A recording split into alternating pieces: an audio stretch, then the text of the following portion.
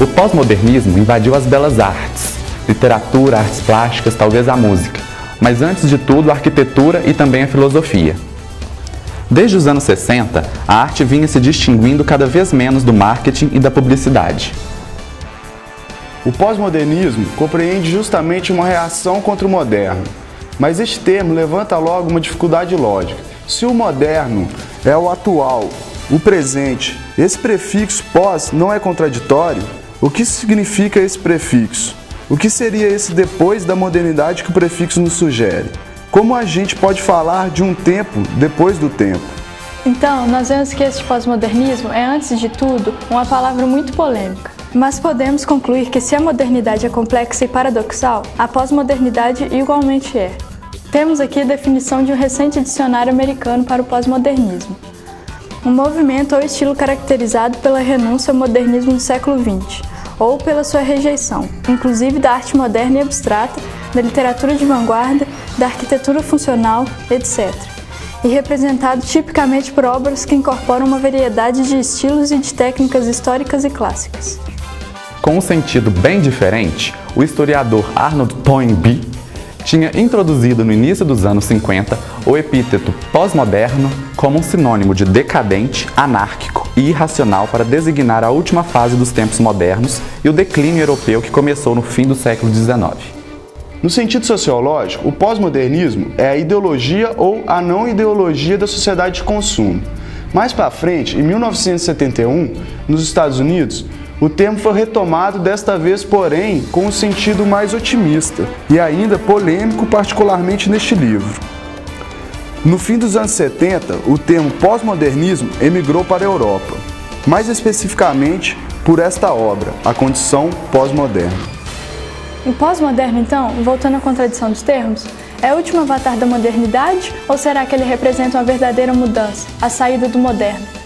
Se olharmos no francês, o termo é utilizado preferencialmente para designar o estilo arquitetural. Arquitetura esta que quer romper com o estilo funcional do modernismo, reivindicando o direito ao ecletismo, ao localismo e à reminiscência, além de se contrapor ao purismo geométrico e privilegiar um método flexível e sem pretensão. Enquanto a arquitetura moderna se caracteriza desde o início do século pelo racionalismo, dando mais prioridade às funções, sendo acusada de romper com a vida das formas. A utopia modernista, que podemos identificar depois da Primeira Guerra Mundial e da Revolução Russa, se baseava no sonho de reconstruir a Europa sobre novas bases, a fim de integrar o urbanismo e a arquitetura a um projeto de transformação social. Só que depois de 1945, ela não teve mais projeto para a sociedade e se colocou a serviço do poder, perdendo as virtudes da negação e da crítica, que eram indispensáveis ao movimento moderno. O fim do modernismo pode ser datado com precisão, de acordo com Peter Blake, em 15 de junho de 1972, às 15 horas e 32 minutos aproximadamente, quando vários prédios residenciais construídos nos anos 50 na cidade de St. Louis foram dinamitados porque se tornaram inabitáveis. Charles Jenkins tentou definir o pós-modernismo de forma positiva nesta obra lançada em 1977. O pós-modernismo não deseja ser revolucionário.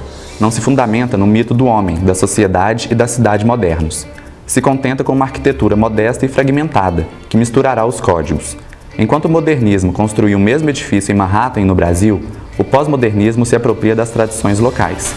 E diferente dos dogmas sobre os quais o modernismo se formou, o pós-modernismo reavalia a ambiguidade, a pluralidade e a coexistência dos estilos, visando o diálogo entre elementos heterogêneos e o mapeamento policial e totalitário do espaço.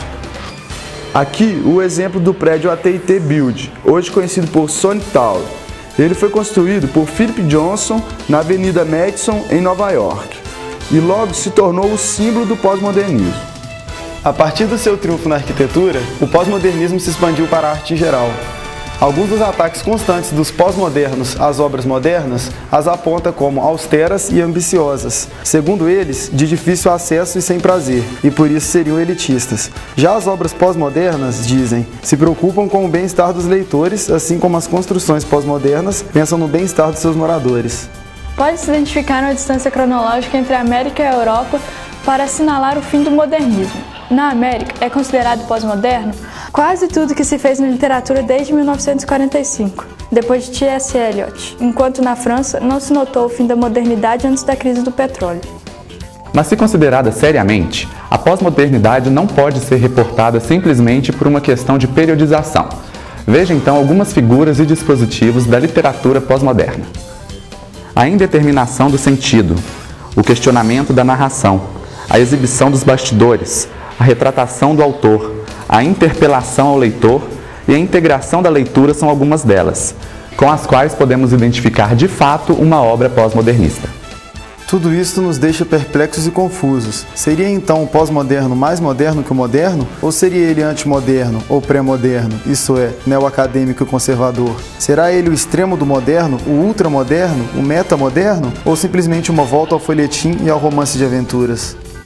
Não é possível que haja tudo isso ao mesmo tempo e que o termo pós-moderno recubra várias realidades. Até aqui, evitamos confundir o modernismo com a vanguarda, mas, do ponto de vista do pós-modernismo, não seria a mesma coisa?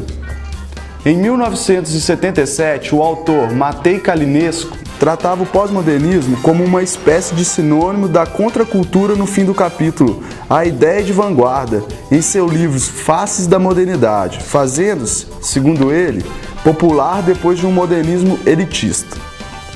Neste sentido, o pós-modernismo se aproximaria das vanguardas históricas europeias dos anos 20. O pós-modernismo do início, polêmico e provocador, conservava aspectos vanguardistas, mas, do ponto de vista pós-moderno, as vanguardas não tiveram melhor resultado que o modernismo. Ao invés de se desgastar querendo democratizar a arte de elite, o pós-modernismo tenta legitimar a cultura popular. A pós-modernidade corresponderia então ao fim da historicidade, deixando de acreditar nas filosofias da história dos anos 19. Denotaria mais precisamente a renúncia à ilusão histórica. Devemos, no entanto, distinguir o pós-modernismo americano dos anos 60 e o pós-modernismo generalizado dos anos 80. A arte pós-moderna do início ainda representava um movimento de vanguarda, que concordava em alguns pontos com a tradição vanguardista europeia. O pós-modernismo, como vanguarda americana dos anos 60, concluiu a aventura das vanguardas internacionais do século XX. Já o pós-modernismo generalizado de após 1970 é muito diferente. Ele é claramente pós-vanguardista ou transvanguardista, cujos passos fazem dele uma negação da vanguarda. Diante da confusão pós-moderna, Greenberg define o pós-modernismo em 1980 como uma renúncia ao purismo moderno, o último nome do kitsch e do mau gosto como o cúmulo da corrupção comercial da arte. Esta acaba sendo também a atitude mais inesperada de Jean Baudrillard. A arte, diz ele, há quase meio século negocia seu próprio desaparecimento, e a citação pós-moderna seria a forma patológica do fim da arte.